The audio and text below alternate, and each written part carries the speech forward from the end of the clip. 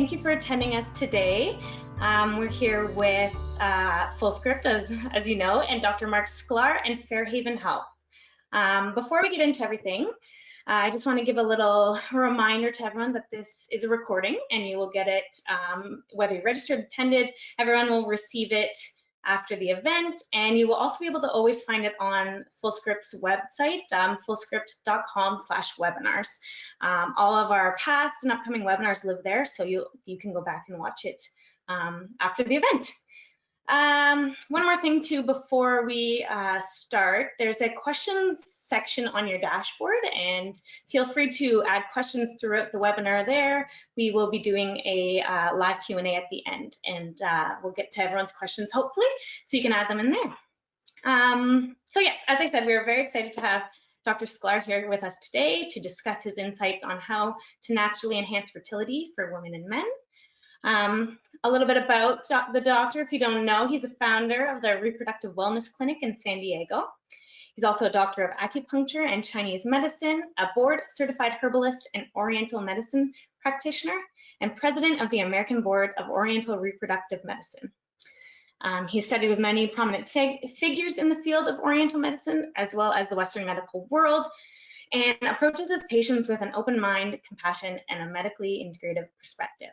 So with that being said, I'm going to disappear for a little bit, pass it over to you, Dr. Sklar, and I'll join you guys again for the Q&A at the end. Thanks for getting us started.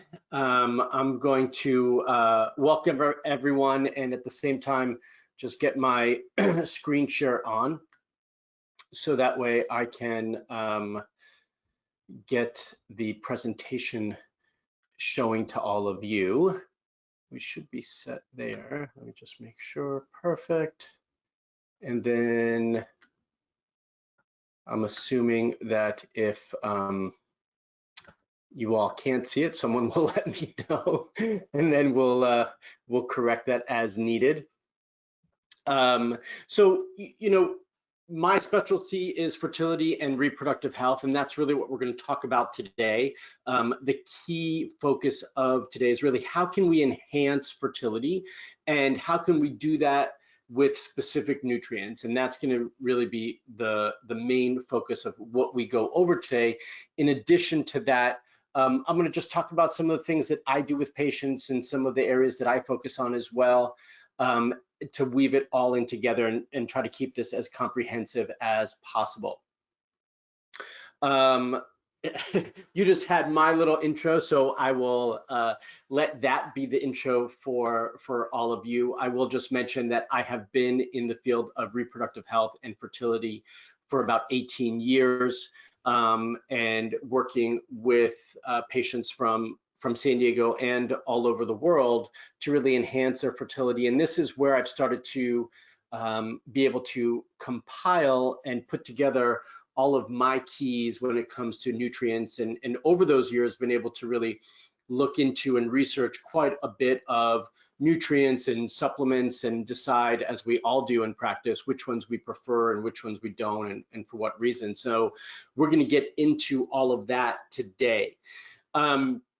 To start off, we're gonna cover the common issues seen in both women who are going through fertility patients and how to address them. Also, common issues with male fertility and how to address them. Some of the key nutrients and recommendations we're going to be talking about, but we will be adding more to this. This is just a little summary.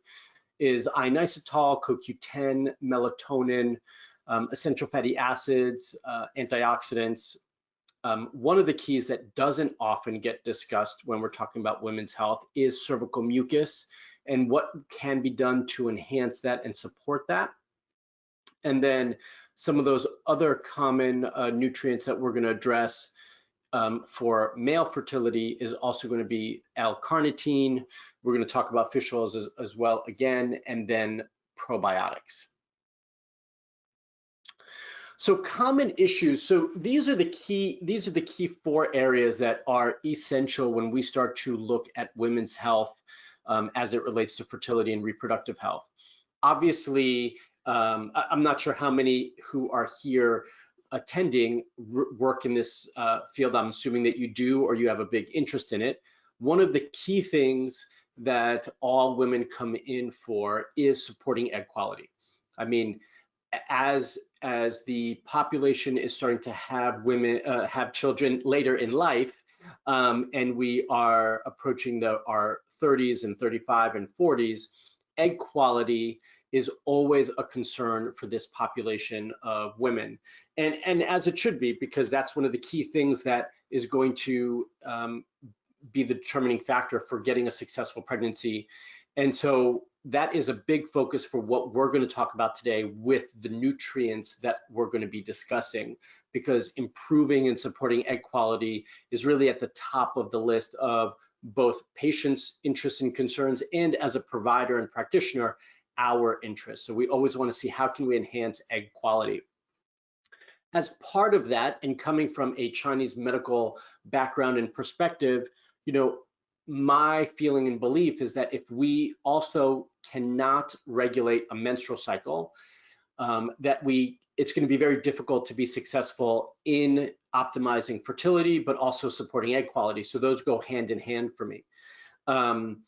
It's so important to be able for a couple to predict ovulation and then be able to time intercourse in relationship to their ovulation to really optimize their chances of conception. So if they're having irregular cycles, or they're anovulatory, or having amenorrhea, those are conditions that do need to be addressed first and foremost, ahead of the egg quality piece. Now, every provider has their own way of managing this sort of thing, but I focus on regulating the menstrual cycle, making sure that they're having a regular cycle, regular ovulation, so they can time intercourse properly before I focus on egg quality. And part of that is also maintaining healthy hormone balance, which is the third point on this page. There's lots of hormones that we need to look at when we're looking at reproductive health and fertility in both men and women. But some of the key ones which don't get discussed as often are insulin and testosterone. These are key hormones that need to be balanced to maintain a regular menstrual cycle and maintain regular ovulation. So we're going to talk about those as well today. And then the last point on this page is vaginal dryness. You know, if we're not having healthy, balanced, abundant cervical mucus, especially during that fertile window, then it's really difficult for conception, and this does impact fertility and chances of conceiving. You know, plentiful fertile mucus and good quality for fertile mucus is essential for protecting the environment for sperm.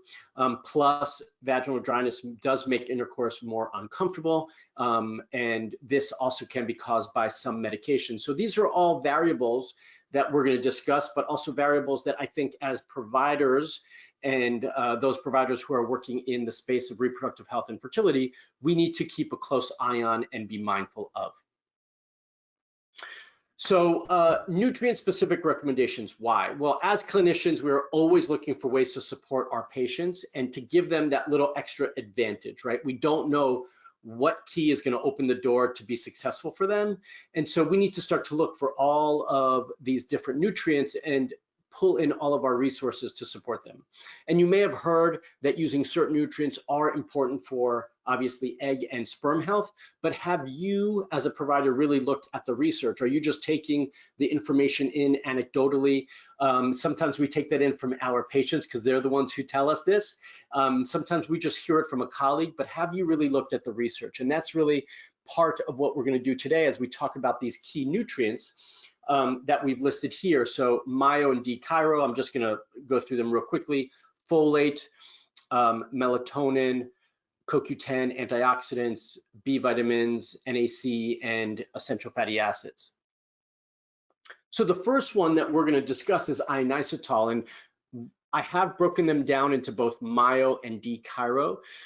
They do work synergistically together. They do enhance each other, but they also have their own benefits. So myo-inositol is an insulin sensitizing agent, and it helps reduce insulin resistance in women.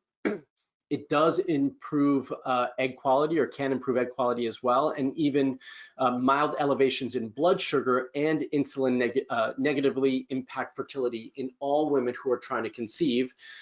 So that is something that we want to manage. We want to manage blood sugar. I'm seeing this issue more and more with patients, and it's nice that we can have a nutrient that both helps to regulate blood sugar and insulin, and also at the same time improves egg quality. And then d-chiro improves insulin sensitivity, ovulation, and serum androgen levels. So it does all of those, but more specifically, I think the key piece here is that it helps to reduce serum androgen levels. And as a 40-to-1 ratio of myo to d-chiro is the ideal ratio that the research shows will have the best effects for this population. CoQ10, if you're not in this field or don't treat this population very often, this is a key nutrient. I have yet to have a couple walk into my office and discuss their fertility and potentially not already be on CoQ10 or ubiquinone or ubiquinol. So this is something that is, most of you, especially this day and age, maybe years ago, we had to guide them in that way, but I find that most are already on CoQ10. And what we want to do is explain to them why it's important, and then maybe discuss what are the better types of CoQ10 for them and the correct dosages for them. And that's where this comes in. And so it is an antioxidant. It's a wonderful antioxidant. It does help with cellular energy production, supports healthy ovarian reserve, which is something that all women want. On top of the egg quality piece, it's always about ovarian reserve.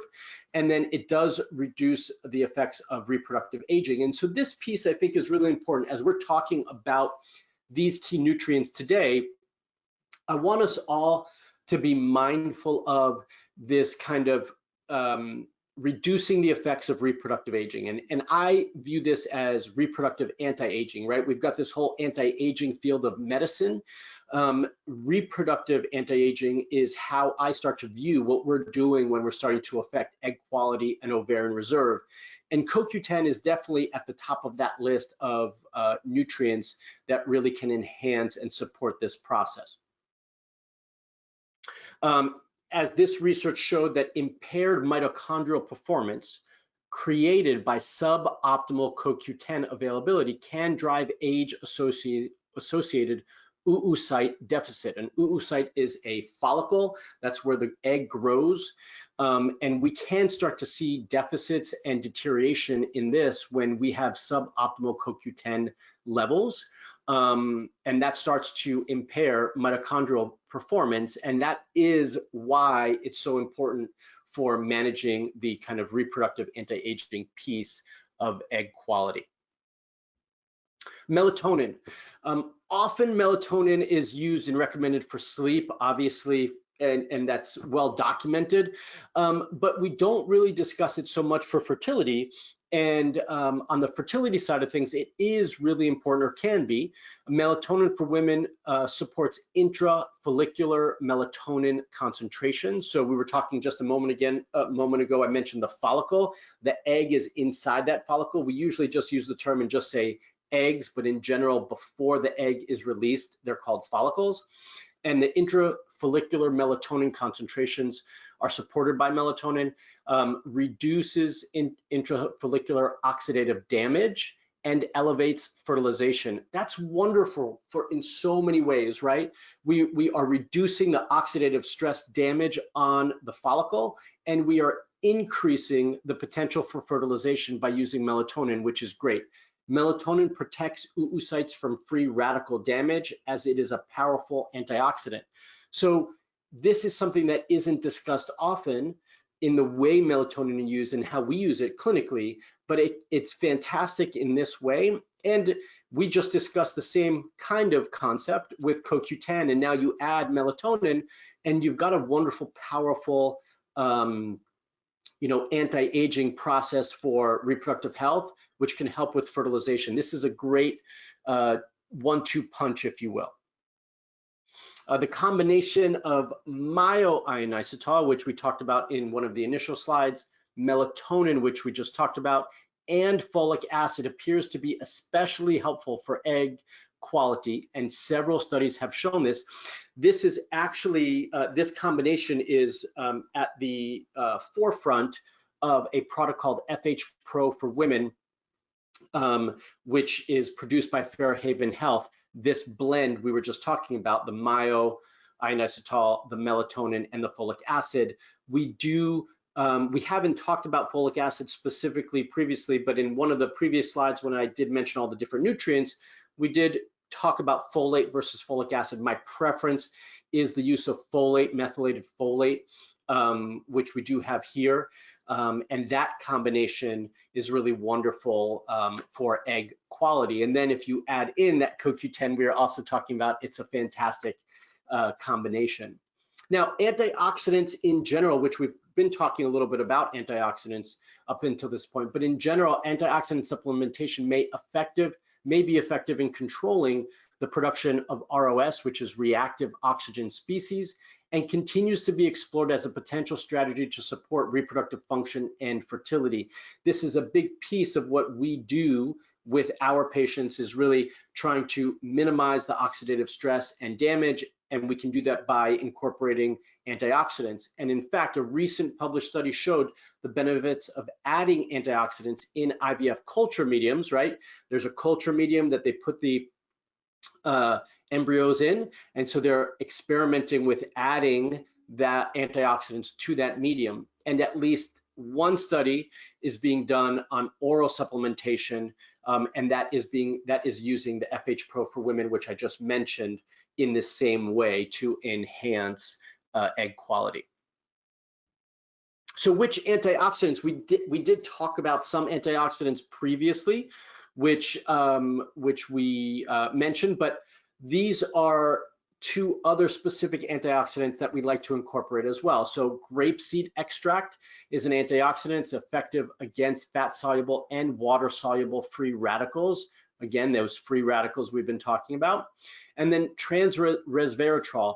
It protects cells from oxidative damage, protects the mitochondrial function. We keep hearing that word because it is so important when we're talking about egg quality. It enhances telomeres activity. And then animal studies show potential ability to favorably impact both egg quality and quantity. So in the beginning, we did talk about egg quality, and I briefly mentioned egg quantity, but I don't know any woman who doesn't want to improve both of those. This is not a conversation to go into the theories and logic behind improving egg quantity, but I do believe that that can be addressed, and transresveratrol is one of those nutrients that can do that. NAC and glutathione. You know, we can talk about NAC and glutathione in so many ways for so many conditions. Reproductive health and fertility is absolutely no different. They are key nutrients for this. And I really love N-acetylcysteine. It's an antioxidant. It's a precursor to glutathione, so it helps your body create its own glutathione, which is fantastic. And it's also excellent because oral glutathione is not metabolized well in the small intestine. So NAC is more likely to raise glutathione levels. And glutathione supports healthy detoxification, which is key. It also helps with excessive hormone production. So the detoxification of excessive hormone production is also something that glutathione can do. And by giving the NAC, you can help to promote that. And NAC does support ovulation as well. I love to use NAC. It's a key nutrient that I use with most, if not all, of my patients. And one of the things, as we're talking about detoxification, but this is not the place to go into it in too much detail, is that I do run additional lab tests to be able to see how my patients are metabolizing their hormones, if their detoxification pathways are functioning optimally. So this can give you insight to be able to maybe use a little bit more or less of either NAC or glutathione. Alpha lipoic acid, ALA, acts as a water-soluble and fat-soluble antioxidant. Lab studies show it can support egg maturation and embryo viability. the fact that we have a nutrient that can help eggs mature properly is so valuable, especially when we're talking about the IVF world. And embryo viability is essential, again, in the IVF world, because we want to make sure that our embryos do become viable for fertilization. So how should you approach incorporating these key nutrients into your protocols and into your patient care? So there's specific ingredients, which we just discussed, all those key specific nutrients, versus multi-ingredient supplement. And these are just two different approaches, right? The key areas that can help you decide which way you approach that could be cost. One could be convenience for the patient, so cost for the patient, convenience for the patient. And then obviously baseline nutritional support is also optimal. I used to use all the key specific ingredients that we just mentioned individually because I could not find a multi-ingredient supplement that had all the key nutrients I wanted in the correct dosages that I wanted. And so prior to recently, that was what I did. I used those key nutrients. It was more expensive for patients. It was also less convenient because they had all these bottles on their counter and they had to really remember how to manage all of that. So when I found FH Pro, which is created by Fairhaven Health, this was a huge delight for me. And here are the key points that I want to pull out for all of you. And these are points that are important for me, so I assume that they're important for you. They don't hide their dosages in their proprietary blends, so that you know exactly what you're giving your patients, and patients know exactly what they're taking. I have researched this, and I have looked at tons of other multi-ingredient products for fertility and reproductive health. And this is the only one that I have seen that doesn't just list proprietary blend with a flat one amount of dosage. They itemize each nutrient out so that you know exactly which nutrients you're getting in the dosages that your patients are receiving them. For me, that's key because if I want to increase something, now I know where I can do that. And if I want to support that in a different way, I know how to do that. So it's fantastic in that way. It's a full multivitamin along with the ingredients that are targeted specifically at reproductive health, which always makes it easier. So this can become their prenatal vitamin, so to speak, because it gives them all the key nutrients that they need in the proper dosages. I will just highlight for a moment, because I don't think I highlighted that anywhere else in this presentation, that once your patients get pregnant, they should switch away from FH Pro to a prenatal, which actually Fairhaven makes a wonderful prenatal as well. I know there are lots of supplements out there, and I'd encourage you to just read the supplement fact panels and the labels and do your own work like I did to determine which product you think is best. This is the product that I recommend and use with my patients, and that's why. It's also well-studied ingredients at the dosages supported by the literature. So remember that study that we talked about previously about melatonin, inositol, and folic acid, or folate in this case? That combo is the cornerstone, as I mentioned before, of this product and includes 2,000 milligrams of inositol. So that is a wonderful way to incorporate all of those key nutrients and then some into this. Cervical mucus and vaginal dryness. And I will just remind everyone, as you're listening to this, please go ahead and post your questions. We will come back to those at the end. I want to get through all the material, but I know that we are saving all those questions to be answered on the backside of this presentation. So cervical mucus and vaginal dryness. We need to have a healthy and safe vaginal environment to make the journey of the sperm as easy and safe as possible. You know, I often joke that sperm are dumb. They need as much help as they can get. And so having a safe, healthy environment in the vaginal canal with the proper cervical mucus is essential to make their journey easy and safe to get to where they need to go. And what are the main issues and why? Well, we've got vaginal dryness, cervical mucus, and hormone testing. So first and foremost, when it comes to these key areas, as I've mentioned, vaginal dryness just nobody likes. We want our patients to be intimate as frequently as possible. And if they can't produce enough vaginal moisture, it becomes painful and uncomfortable, and it's a detriment, right? It's a deterrent for having regular and consistent intercourse. So we don't want that to be the case. Second, cervical mucus. A woman's cervical mucus should change in their fertile window and become what we call egg white cervical mucus. It should be clear, sticky, stretchy, abundant. And that is very, very important because it clears the path and it allows for the sperm to get to where they need to go in a safe manner. But if women aren't having that clear, healthy cervical mucus, something needs to change. We need to create that environment. So one of the things that I always do when I see these things in conjunction with any other issues having to do with fertility and reproductive health is do some hormone testing. That can give you some clues as to what's going on, not just with their cervical mucus, but with all the other areas around their fertility. So let's say we want to impact their cervical mucus and we want to improve the environment. There are some key nutrients that I think are essential for this piece. The NAC, N-acetylcysteine, again, comes up here because studies find it softens cervical mucus, which makes it easier for the sperm to get to the egg. I also do like evening primrose oil, EPO. L-arginine is another wonderful key nutrient here. It is a precursor to nitric oxide, which is believed to help with blood flow to the reproductive organs, and a product that I'm not talking about much today, but can help with this and includes some of these nutrients, including L-arginine, is Fertile CM that Fairhaven makes as well. Coming from the Chinese medicine background that I am, I also do love to use some Chinese herbs. Obviously, that it takes a whole different presentation and training to discuss, which we're not going to get into today. I just wanted you all to know that that is typically part of my protocol, in addition to the acupuncture when I can get that in as well. So what about lubricants?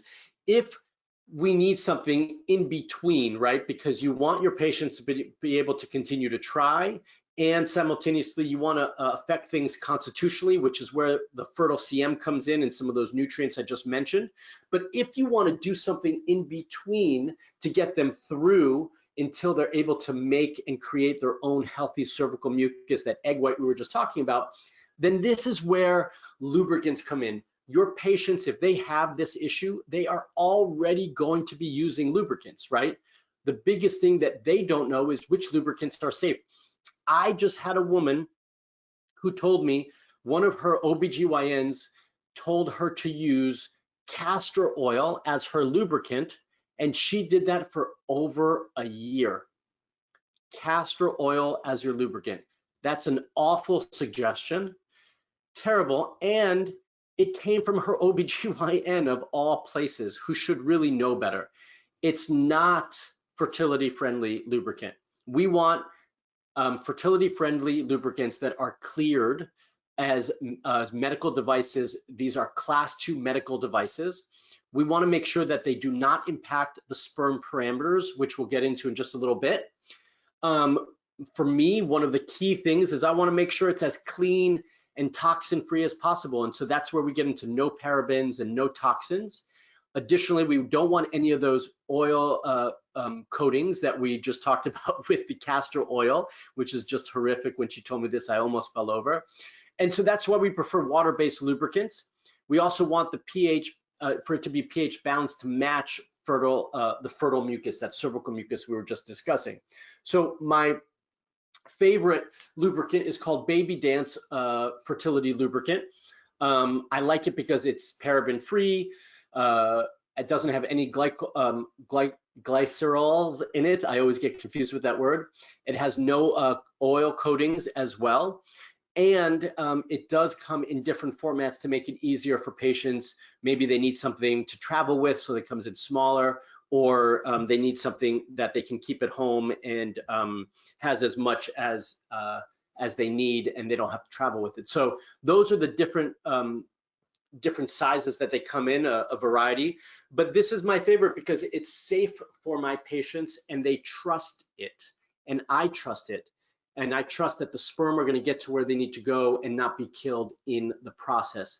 Now, again, this is something that I use as a bridge while I'm also trying to correct the underlying issue that's causing the diminished cervical mucus. So we want to do that in conjunction. Moving on to common issues having to do with male fertility. So male sperm health, we look at specific parameters, and those parameters such as count decline with age. We know this by fact. We also know that environmental toxins can also impact the quality of the sperm. So environmental causes, some of the environmental causes that can impact sperm health are phthalates, bisphenol A, pesticides, and other endocrine disruptors. These are things that all of our patients have had contact with, and these are reasons why we're seeing such a decline in male fertility numbers. Occupational exposures are also a variable that we need to account for. Some of that is like air pollutants, depends where they work, right? If they are around a lot of toxins in their work environment, that's something to keep into account and discuss with them. And then lifestyle factors. Now in this day and age, we've got tons of additional lifestyle factors that are potentially impacting sperm health. A sedentary lifestyle is not good because as they're sitting more, they create more heat in the groin and the testicles, and that's not healthy for good quality sperm. Obesity, we do know, is a factor. Cell phone use, right? All of these guys, I try to encourage my patients to keep these off of them, not to have them close to their body. When they get anywhere, to take it out of their pocket, put it down so it's not so close to them. Stress is an impact on any health condition, and fertility, both male and female, is no different.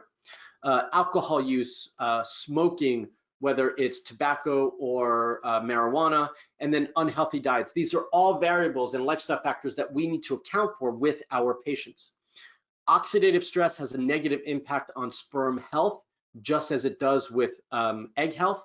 And these parameters that can be affected by oxidative stress include sperm count, the amount of sperm that a man produces, motility, the way they swim, right, in a forward progression, and then DNA integrity, which is where we get into morphology, and then even more so with the DNA piece of it.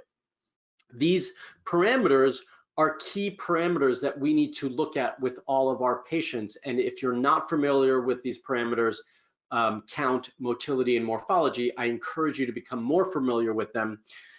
Just as a side note, these numbers, and actually I'll discuss it on the next slide as we go into it. So common issues associated or causing this are lifestyle changes that we like to recommend for patients are exercise. We were just talking about being sedentary, so we want patients to move, right?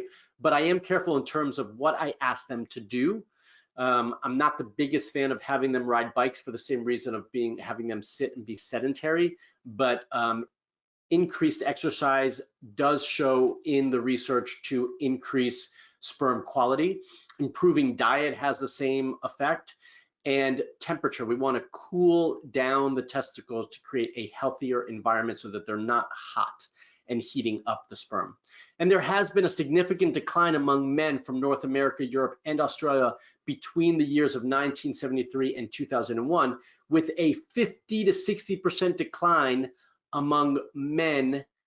That I want everyone to understand that 50 to 60%, this is what I was going to say on the last slide, and I'm going to kind of revisit this here. So with no evidence of a leveling off in recent years, it's just getting worse. These findings strongly suggest a significant decline in male reproductive health, right? So we want to take this into account. And I want to give you an example of this. Count, for instance, many, many moons ago, a normal sperm count used to be 80 to 100 million. That number over the years has steadily been reevaluated to be changed, and today what is considered normal is 15 million sperm count. We went from 80 to 100 to 15 million. And I can tell you the same thing about all those other parameters, okay? So we need to improve this. It's not that what we need is less sperm now because we found that we just need less to be successful. It's that this is what the average is now because of the decline in male reproductive health. So we still are striving for, or I should say, I am still striving for those higher numbers in all of my male patients. And now let's talk about how we can do that for them, okay? So we do know that nutrition and lifestyle, like we just mentioned, can negatively or positively impact male fertility. So high inflammatory fat intake, heavy caffeine, high red meat intake, low veggies, low fruit intake cause more oxidative stress. And lifestyle factors, so low physical activity, being sedentary, high amounts of stress, and high scrotal temperature can impact and does cause more stress on the sperm. And so all of that will create more oxidative stress, cause more damage to the sperm DNA, and will impair the sperm count, motility, and morphology, as I've just said. Now, on the flip side, we can also positively affect all of those same parameters by improving diet and modifying lifestyle so that we don't have that same stress, we don't damage the DNA, and we don't impact those numbers. And it's because of all the poor nutrition and poor lifestyle choices that we are seeing the decline in these numbers that we are today. But the best thing about it is that we can do something about it, and we can change that to yield and try to get those same higher numbers that we should be striving for and used to strive for. So antioxidants, just like we talked about in female fertility, is well studied with good results. So antioxidants play an important role in protecting semen from the ROSs that we talked about before and can improve basic sperm parameters like count, motility, and morphology. Results do suggest that antioxidant treatment improves sperm quality, not only in terms of the key seminal parameters, which is always important, but the basal DNA damage, but also helps to maintain DNA integrity. So I've talked about this DNA piece a couple of times, and I just want to clarify what this means. So we talked about these three parameters, the count, motility, and morphology. When we get to morphology, that is basically starting to look at the DNA structure of the sperm. Does it have one head, one body, and one tail, or what abnormalities does it have? So in general, the majority of sperm that men produce are abnormal, right? The normal morphology is considered 4% normal now. That means 96% of the sperm that men produce are abnormal. Yes, we want to strive for better, but a deeper test than that is called a DNA fragmentation test, which they're starting to look at how oxidative stress and the DNA integrity, or fragmentation in this case, is how much damage there is on the sperm. And so when we're talking about improving DNA integrity or maintaining a healthier DNA integrity, this is what we're talking about. This is the test we're looking at that most men don't run, okay? And so this might be something you might want to suggest that they run and start to support. So what are the key antioxidants that we want to utilize as we're focusing on this area for men? So NAC comes up again. We've talked about it many times. We've talked about it for women's fertility. We've talked about it for cervical mucus, and now we're talking about in men's health. So you can see how good this one key nutrient is and how really widespread of an effect it can have. It prevents the cells from free radical damage. Then we also have talked about grapeseed extract previously. We're bringing it up again, and it's a powerful antioxidant and it has a rejuvenating effect of other antioxidants. So it enhances the effects of other antioxidants. Lycopene is an antioxidant. We do hear about this often for kind of male health. It does support sperm quality, including count and viability, which is essential because we just talked about those things on the previous slide. And then CoQ10, we're going to bring CoQ10 back. We talked about it in the female fertility side of things, and now we're talking about it in the male side of things. The exogenous administration of CoQ10 does increase both ubiquinone and ubiquinol levels in the semen, which is key. And then antioxidants that protect sperm cells. It is an antioxidant that protects sperm cells, excuse me.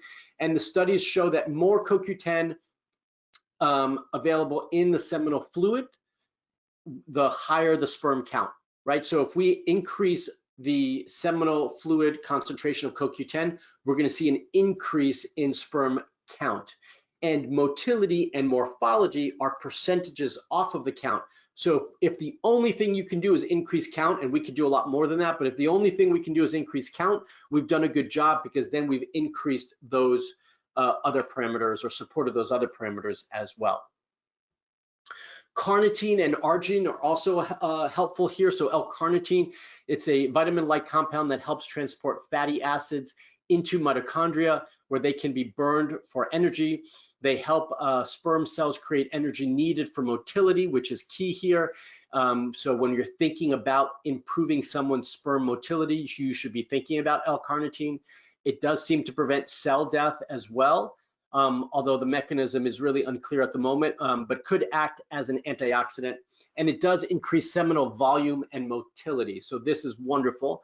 We didn't talk about volume a lot, but increasing volume when we're talking about sperm parameters and semen parameters is essential. And then L-arginine, it's an amino acid necessary for sperm production. It's the precursor to nitric oxide. I think I mentioned that before, and which is required for sperm motility and erectile function. That will be something that comes up, by the way. ED is something we'll start to see with our fertility patients, because there's so much pressure on the men to perform at a specific time. We do see, or I should say, I do see more ED issues as a result of that. So the L-arginine can be supportive in that nature as well. So the key basic nutrients here are: the baseline nutritional support is essential, taking a daily multivitamin, in addition to these targeted fertility ingredients and antioxidants. So folate, zinc, and vitamin E can support sperm health, concentration, and motility. So this is really important.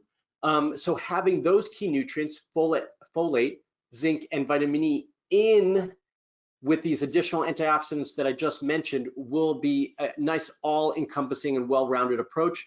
Poor zinc nutrition may be an important risk factor for low sperm quality. So we want to improve the quality of the sperm, as we've been discussing. And that is actually why I recommend FH Pro for men. I was first introduced to the FH Pro line with this product right here, the FH Pro Men, before I was introduced to the FH Pro for women. So I started with this one. It has the specific ingredients in the proper dosages that I like we've just been discussing, those key nutrients. Again, from one of my favorite reputable companies, Fairhaven. They're super easy to work with. And I learned about it because of a clinical study that they were doing to support male fertility, which I'm going to talk about in just a second. So this research study was done specifically on FH Pro. It's a prospective clinical trial of 148 men who just took FH Pro for 90 days. And we saw significant improvements in all the parameters. We can see this on the left here, right? We can see that the sperm count before treatment was at 22. It increased by 38%. This is 22 million, by the way. It increased by 38%.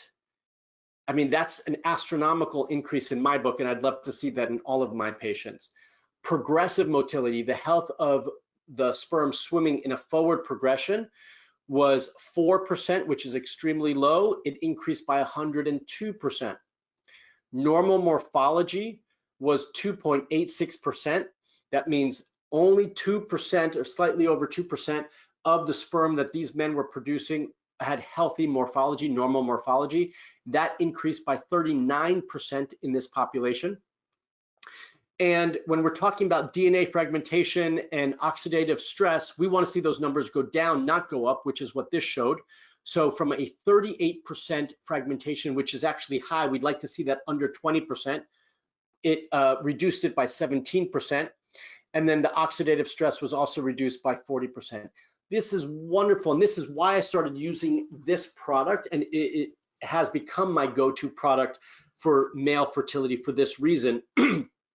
There's also a groundbreaking study being conducted at the Cleveland Clinic currently, and researchers sought to evaluate the impact of antioxidant supplements on the sperm proteome of men with suboptimal sperm health. In this prospective study, men were given FH Pro for Men, a combination antioxidant, which we just talked about, all those nutrients that are in it, and they were given it for 180 days.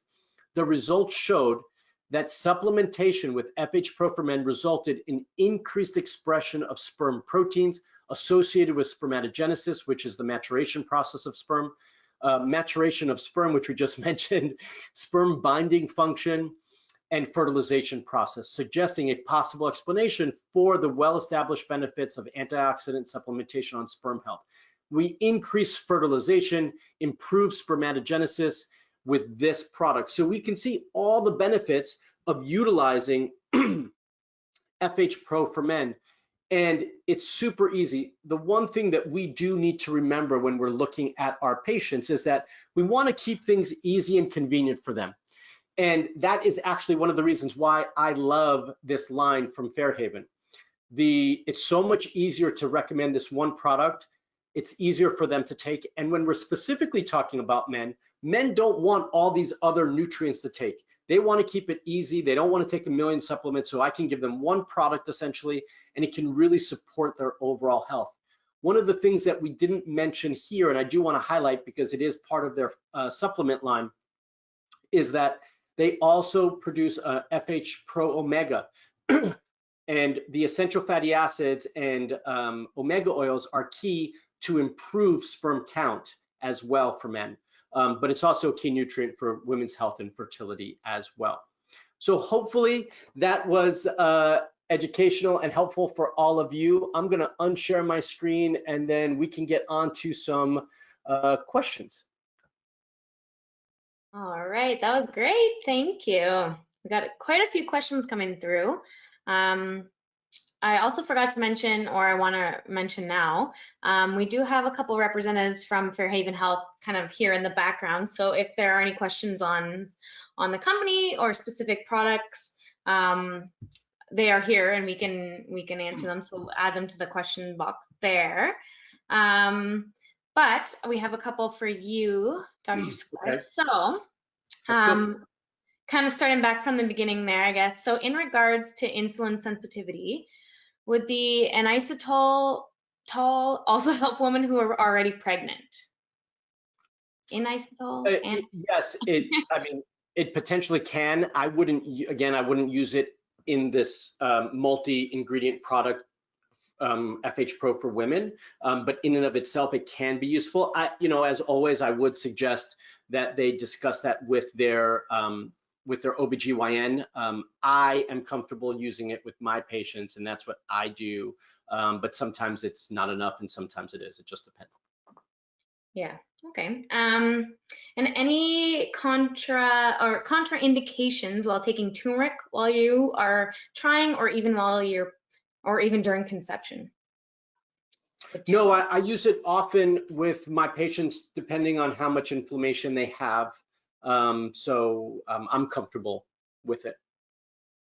Okay, and then a couple on a bunch of the supplement questions, like how long or up to when would you recommend taking melatonin as well as the other supplements themselves? Yeah, so typically when I'm recommending the melatonin, I'm using it in conjunction, like as part of this blend, the FH Pro line.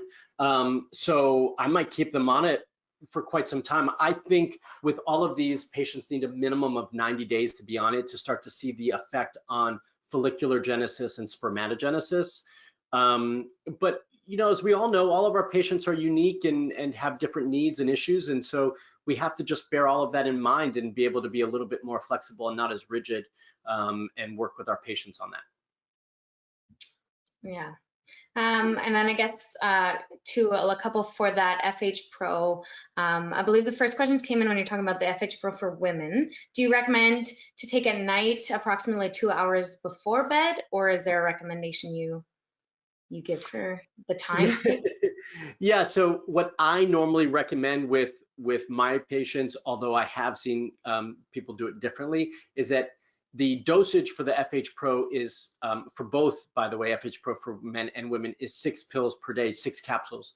And I usually split that up. So I do 3 in the morning and 3 in the evening. I typically, with any multi-nutrient kind of multivitamin product, I typically recommend that they take it with food, which is how I recommend my patients take it. So for me, I'd have them take it with breakfast and dinner in that situation. I have had plenty of people say, I just want to take it all at one time. And so, they'll do that. If that's the case, then I usually have them do it with dinner, not with breakfast, because of the melatonin. But I also haven't heard any real issues. I mean, randomly, if someone's a bit more sensitive to melatonin, they might get a little drowsy if they take all of those in the morning. But typically, I haven't heard any issues. Okay, and then along with that FH Pro as well, there's a question, is it a good supplement for PCOS? Yeah, polycystic ovarian syndrome. The female product can be used to help manage insulin levels like we talked about. So if your patients are having some insulin resistance, difficulty managing their glucose levels, then I do think it can be an appropriate product in that situation. I just want everyone to be mindful that not all your PCOS patients will have insulin issues, right? And so I think we tend to think of those synonymously, and I don't always see that. So I would just make sure that you're seeing that before you use that. And I know you mentioned, I believe you said like 90 days up to, I guess, conception to taking these, but there's questions, should you be taking any of these nutrients during pregnancy? And I know you've mentioned switching.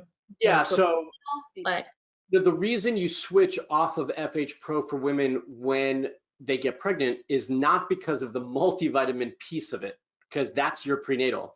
It's because of these extra nutrients that we're talking about. They don't typically need to be on CoQ10 at that point. I don't usually have them on melatonin at that point.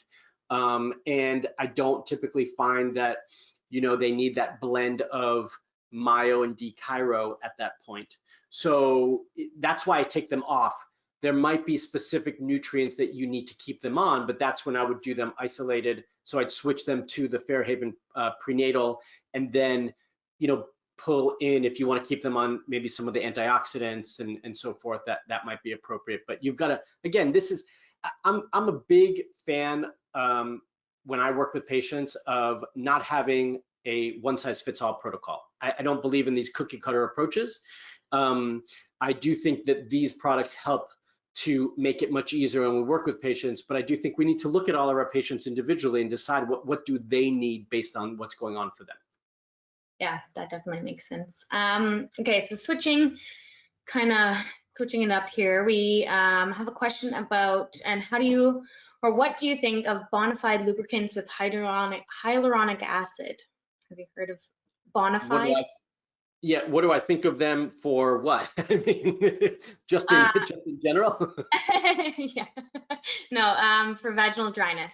You said. For vaginal dryness, yeah, they can be helpful, but I don't think if you're not addressing the underlying issues that are causing that, then I don't think that they're going to have the long-term effects that you would want to see.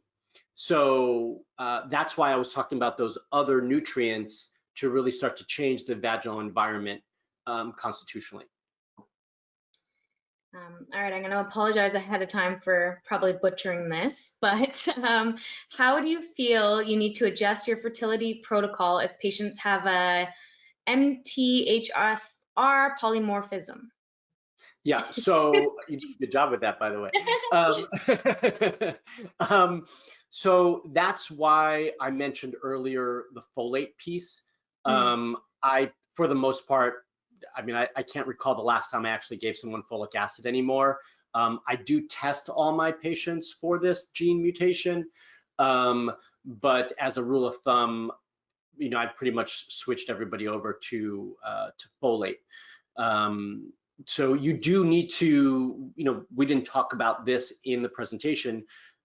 If someone is MTHFR positive, depending on which gene and if they're homozygous or heterozygous, you're going to have to make different decisions on your protocols. You might need to use one of these products as your base, and then add something else to support the methylation issue that they're seeing. So these are things that you just need to account for individually with patients.